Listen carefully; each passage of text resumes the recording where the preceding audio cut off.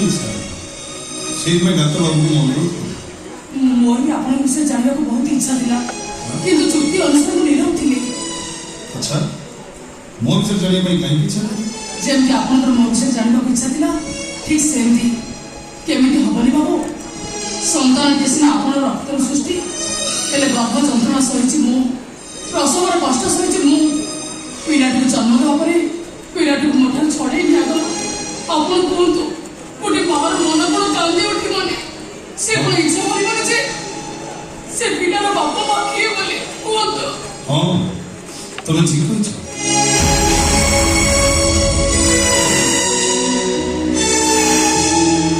ତମେ ନିଜେ କଷ୍ଟ କରି ଆମକୁ ବାପା ମା ଆମର ଯୋଉ ସୌଭାଗ୍ୟ ଦେଇଛ, ତମେ ଆମର ସବୁଦିନ ପାଇଁ ମନେ ରହିବ। କଣ ଲାଭ ସେମିତି ମନେ ରଖିବାରେ? ଗର୍ଭକୁ ଭଡ଼ା ଦେଇ ମୁଁ ଟଙ୍କା ନେଇଛି, ବାସ୍ ଏତିକି ଆମ ସମ୍ପର୍କ। ମନେ ରଖିଲେ ଆପଣ କଷ୍ଟ ପାଇବେ, ବରଂ ଭୁଲି ଯିବାଟା ଆପଣଙ୍କ ପ୍ରତି ଠିକ ହବ। ନାଇଁ, ମୁଁ କଣ କହୁଥିଲି କି ଜଣେ ବିବାହିତା ନାରୀ ଯାହାର ଗର୍ଭଧାରଣ କରିବାର କ୍ଷମତା ଥାଏ, କେବଳ ସେଇ ସରକାରୀ ମତର ନିଷ୍ପତ୍ତି ନେଇଥାନ୍ତି। ହେଲେ ମୁଁ ଯାହା ଲକ୍ଷ୍ୟ କରି ଦେଖିଲି ତମ ହାତରେ ତ ସଂଖ୍ୟା ନାହିଁ, ତାମାନେ ତମେ କଣ? ନାଇଁ ବାବୁ, ମୁଁ ବିଧବା ନୁହେଁ, ମୋର ସ୍ୱାମୀ ଅଛନ୍ତି, ମାତ୍ର ମୁଁ ହତଭାଗିନୀ ସ୍ୱାମୀ ପରିତ୍ୟକ୍ତା। କିନ୍ତୁ କାହିଁକି? ତମର ଅପରାଧ କଣ? ସଂସାର କରିବାର ମତୁଆଲା ନିଶାରେ ମୁଁ ଯେତେବେଳେ ଗର୍ଭବତୀ ଥିଲି, ମୋ ସ୍ୱାମୀ ମୋ ଗର୍ଭକୁ ପାପ ଗର୍ଭ ପାଇଁ ମତେ ଚରିତ୍ରର ଆଖ୍ୟା ଦେଇ ଡିଭୋର୍ସ ଦେଇଦେଲେ।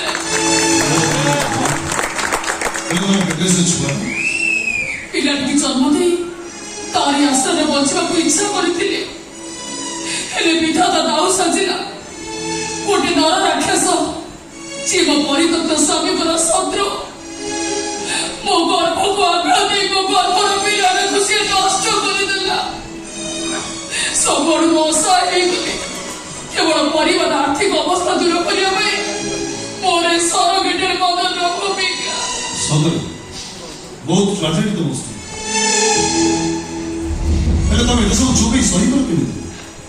ଆଇନର ଆଶ୍ରୟ ନେବନି? ବାବୁ, କଣ ଲାଭ ମିଳିବ ସେଥିରେ?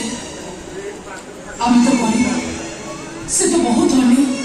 ତାଛଡ଼ା ଯାହାକୁ ମୁଁ ପତି ପରମେଶ୍ୱର ଭାବେ ପୂଜା କରୁଥିଲି, ଆଇନର ଆଶ୍ରୟ ନେଇଥିଲେ ତାଙ୍କ ମାନ ସମ୍ମାନ ଉପରେ ଆଞ୍ଚ ଆସିନଥାନ୍ତା। ହେଲେ ସେ ତ ତମ ପ୍ରତି ଅନ୍ୟାୟ କରିଛନ୍ତି। ପରନ୍ତୁ ସ୍ୱାମୀଙ୍କର ସବୁ ଇଚ୍ଛାକୁ ପୂରଣ କରିବା ତ ସ୍ତ୍ରୀର ଧର୍ମ। ମୁଁ ପଛେ ନର୍କ ଯନ୍ତ୍ରଣା ଭୋଗେ, ହେଲେ ତାଙ୍କ ମନରେ ମୁଁ କେବେ ବି କଷ୍ଟ ଦେବାକୁ ଚାହେଁନି। ଶାସ୍ତ୍ରରେ ଅଛି, ସ୍ୱାମୀ ନିନ୍ଦା ନର୍କେ ବାସ। ମୁଁ ପଛେ ରାସ୍ତା କଡ଼ରେ କୋଉଠି ପଡ଼ି ମରିଯାଏ, ହେଲେ ସିଏ ସୁଖରେ ରୁହନ୍ତୁ। ହେଲେ ତମେ ତ ଚାହିଁଲେ ଥରେ ବିବାହ କରିପାରନ୍ତ। ସେମିତି ପ୍ରସ୍ତାବ ମଧ୍ୟ ମୋ ପାଖକୁ ଆସିଛି, ମାତ୍ର ମୁଁ ଏମିତି ପ୍ରସ୍ତାବକୁ ଗ୍ରହଣ କରିପାରିନି। କାହିଁକି ନା ବିବାହ କରିବା ପାଇଁ ନା ମୋ ମନରେ ଅଛି ଆଗ୍ରହ, ନା ଅଛି ଉତ୍କଣ୍ଠା। ତାମାନେ ତମେ କେବେ ବିବାହ କରିବ?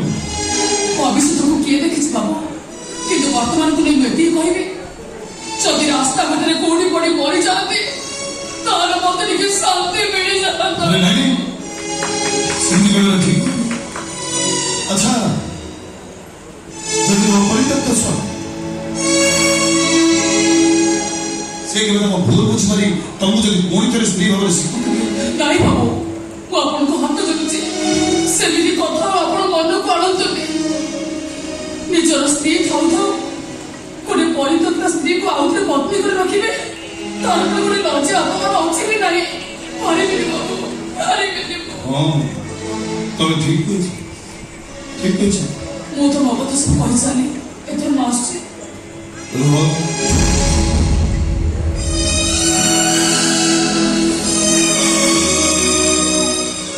ମୋ ବିଷୟରେ ଜାଣିବା ପାଇଁ ଇଚ୍ଛା କରିଥିଲ ଜାଣିବନି? ଆଉ ଅଧିକ ଜାଣିବା କଣ ଦରକାର? ଯେତିକି ଜାଣିଛି ସେତିକି ମୋ ପାଇଁ ଯଥେଷ୍ଟ। ହେଲେ ମୁଁ ତ ମୋ ବିଷୟରେ କିଛି କହିନି। କହିବା କଣ ଦରକାର? ମୁଁ କଣ ଅନୁଭବ କରିପାରୁନି? ସ୍ୱାମୀ ପରିତ୍ୟକ୍ତ ହେଇ ବୋଲି ଦେହ ମନ ଆମର ସବୁ ପଥର ପାଲଟି ଯାଇଛି। ତାହେଲେ ମୋ ବିଷୟରେ ତମେ କଣ ଅନୁଭବ କର? ଆପଣ ଜଣେ ସୁନ୍ଦର ମଣିଷ,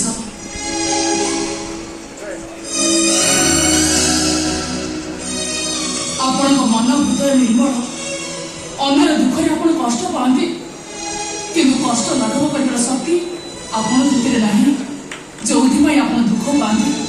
ବାସ୍ ମୋ କଥା ସରିଲା, ମୁଁ ଏଥର ଆସୁଛି। ଆଉ ଟିକେ ରୁହ।